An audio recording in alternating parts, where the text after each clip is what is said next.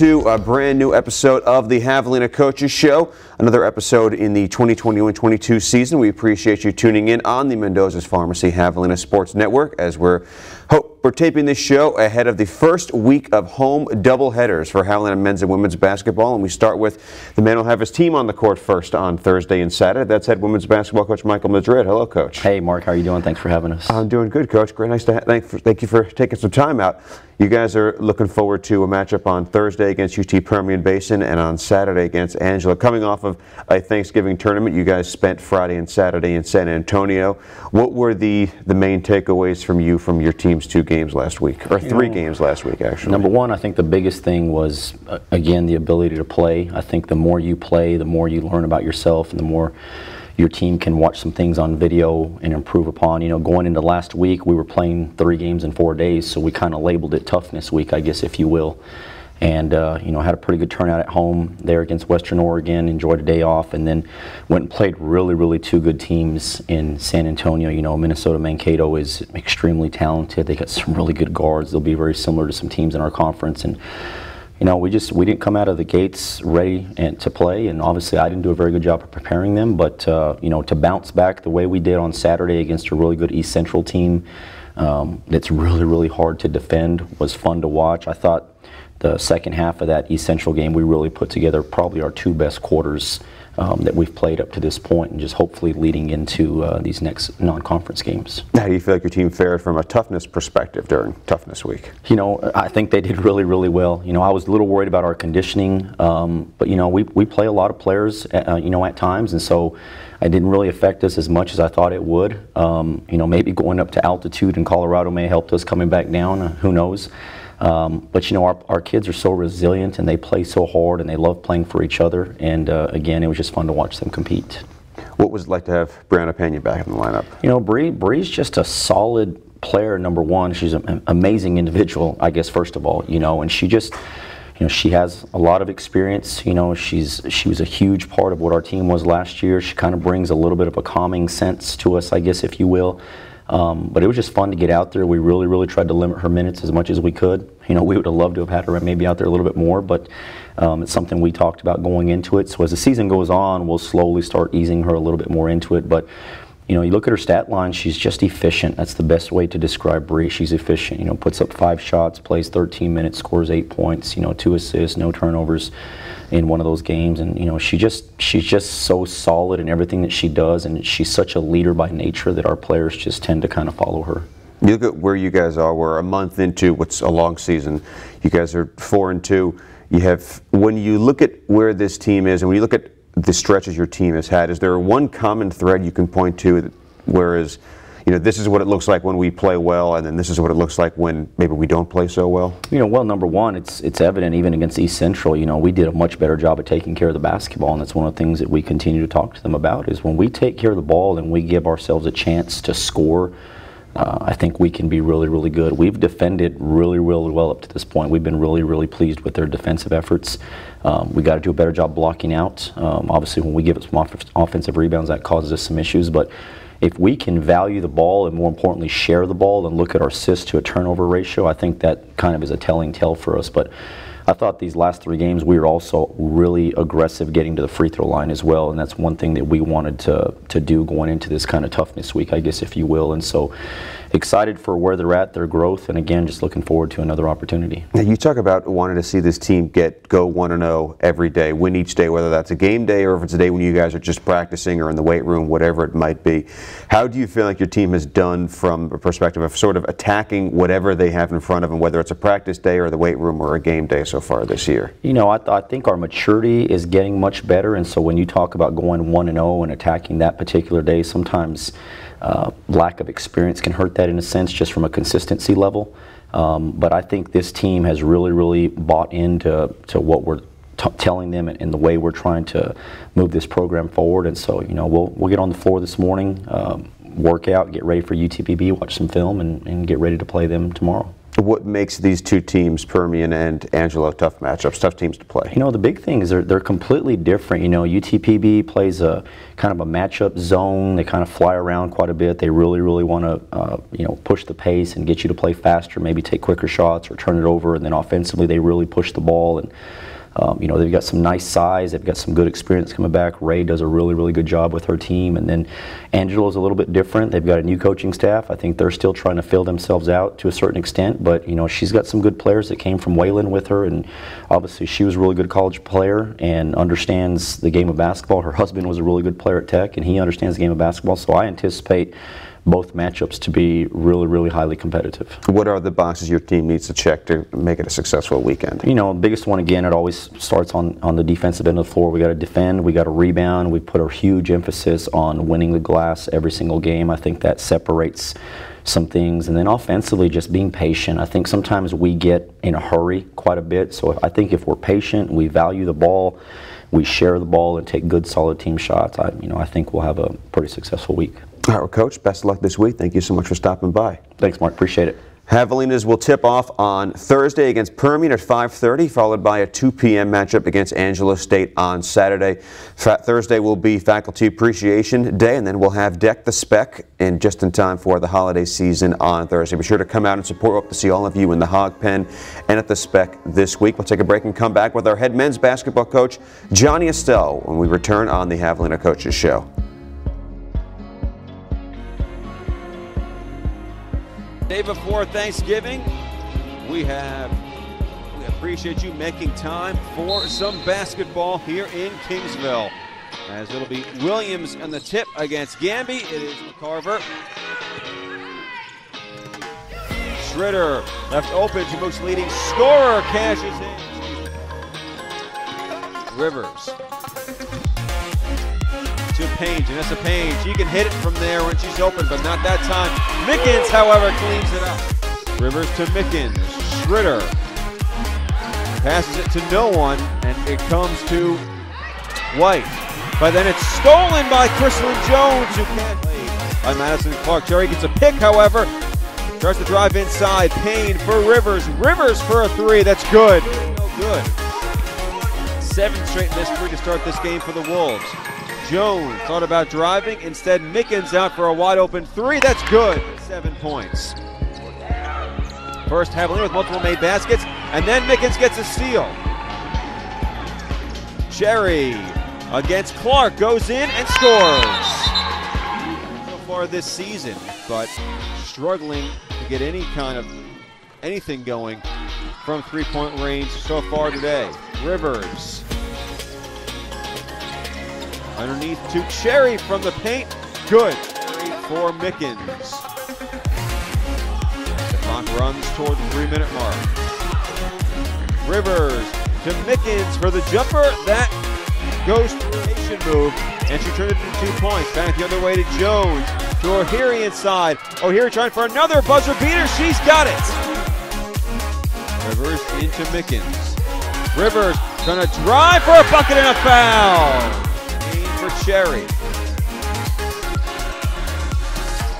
Jones gets it back. Mickens gonna drive on Winkler for 2 and a foul. 14 points for McCarver.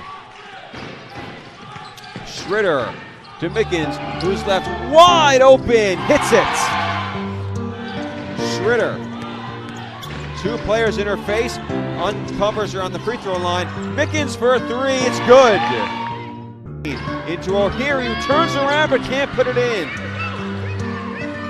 Gamby with a steal by Jones, who can't score, trying to follow her own shot and follows it instead of for Mickens. Nice move by Schroeder to uncover for 2. In February of 2020. Simpler time it was, February of 2020.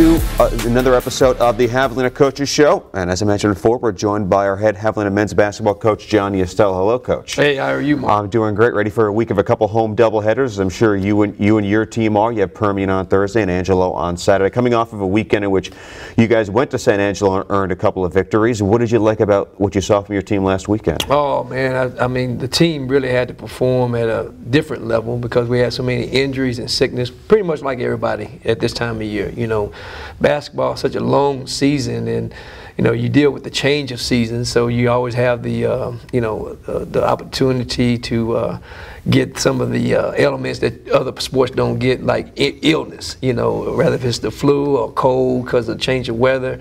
And then, you know, we had some injuries going into last week that, you know, key players, you know, and you know, CJ was under the weather and Trey was under the weather, so we had some other guys, key guys, really have to step up. So, you know, it was a true testament of our culture, of our program, to be honest, that, you know, we were just like a next man, you know, up mentality. But the ones that were, you know, under the weather and you know, injured, I thought they really performed at a high level, you know, and competed at a high level. How much of a role did the depth that you have on this team play for you guys last weekend? Oh, I thought it was huge. You know, I always tell people, you know, for me as a coach, you ever catch me without depth, man, I'm in trouble because, you know, I just love numbers, meaning that, you know, you're giving kids opportunities to play, number one. But, you know, you always have a chance to keep the standard of your program at a high level, the intensity level, and that's what would happen. I thought Marcus Jones stepped up and had one great weekend. You know, I thought he performed at a high level, helped us win like he always does. But he had to, you know, play a different type role, you know, offensively, and did a great job and helped us win. Yeah, you talked about, after one of the games, I can't remember which one, how these are the things your team needs to do to win in the postseason. You need to have all the guys step up. You can't have a six-man team in the postseason. You need everybody to contribute. Do you feel like this weekend was, in some ways, sort of a dress rehearsal for where you hope what you hope is coming this team's way in postseason basketball? Yeah, I do. I mean, you know, you think about it, you know, in basketball you have to win pretty much 3 games in 3 nights, you know. And it's hard for, you know, say for instance, when you're playing in a league of this stature, of this competitiveness, that you're going to have one guy that's going to dominate and be dominant all night. So you got to have a group effort. And that's the way my mindset has always been as a coach.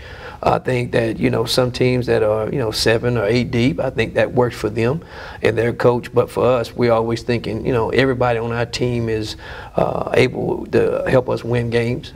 We play everybody pretty much, you know, not because, you know, this is kind of a, you know, you sign up and you get to play, you have to earn the right to play. So I always felt like guys that, you know, really, you know, bust their tails in practice and work hard, they deserve the opportunity to play no matter, you know, how long they play. That, you know, that's dictated on, you know, their performance level. But yeah, when you get to conference play, national tournament play, you think about it. I think basketball, if I think about it, is probably the most, no, it's the longest probably season of any sport. There's a lot of teams that are wearing down, and we always want to be that team that's trending up. When you look at where this team is, you guys have won 5 in a row. You're 5-1 right now. Obviously, like you mentioned, long season. There are a lot of games left to play. But do you feel like this team has established an identity so far to this point in the year? Yes, I do. I think we have. I thought the first game, we've only had, in my opinion, one really bad half, and that was the first half against South Dakota Mines, and they had a lot to do with that.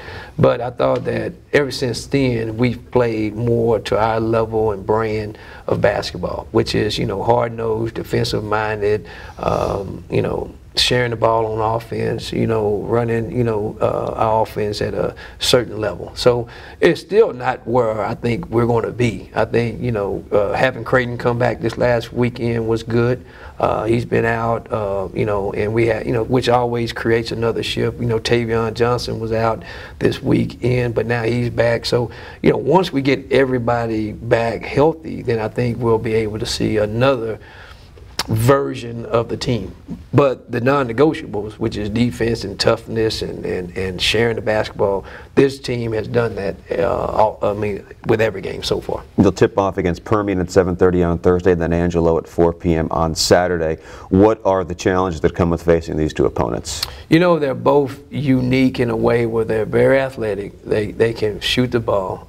Angelo, and both of them, they're deep teams. I mean, they have really good guards. They have good forwards. They have interchangeable parts. It's us and Angelo, we've mirrored each other the last 2 weeks. They was in our tournament, we was in their tournament, and now they're coming back to play here. UTBB, they've been out to Washington. They played a good schedule. They have a new coach that's been successful at Arkansas Monticello, and he brought most of his team with him there. So he's not in a rebuild situation as much as he's just getting accustomed to the league and is doing a really good job of that. So both teams presents different issues. Both of them are going to want to get up and down. Both of them are athletic, both of them are tough, and both of them are very well coached, so we're going to have to play very well. We need our fans to show up, and students to show up. I know finals are going on this week, but hey, you can't study 24 hours a day, so we're going to give them about a 5-hour span to get a break, come watch the Javelina men and women's basketball team. Yeah, and it's Faculty Appreciation Day on Thursday, so bring your favorite professor with you, and then don't forget to wear your ugly sweater for Deck the Spec on Saturday. What are the goals your team needs to accomplish? What do you guys need to make sure that you're doing well to have a successful weekend? Oh, wow. Pretty much what we do all the time. We're going to have to defend and rebound. I thought, these two teams, like I mentioned earlier, they present a level of athleticism that you have to play extremely hard to neutralize. They have shooters, scorers, so defensively we're going to have to get stops, and we're going to have to confirm possession, what we call through rebounds, defensive rebounding. Offensively, we have to make them defend, and we're going to have to execute at a high level, get the ball where it needs to be, and try to exploit their weaknesses. Quite naturally, they're going to try to exploit ours, but just kind of grind it, make it a grind. Make it a tough game, and we like that type of game. And at the end of the day, have one more point better than them. All right, well, Coach, looking forward to another weekend at home. Thank you so much for your time. Hey, thank you guys. And appreciate everyone for tuning in to another episode of the Javelina Coaches Show. Our thanks to our other guest, Michael Madrid. Again, we'll be back next week with a new lineup of guests on the Javelina Athletics YouTube channel. But thank you so much for tuning in. We hope to see you at the Spec this weekend. Thanks for tuning in, and we'll see you again next time on the Javelina Coaches Show.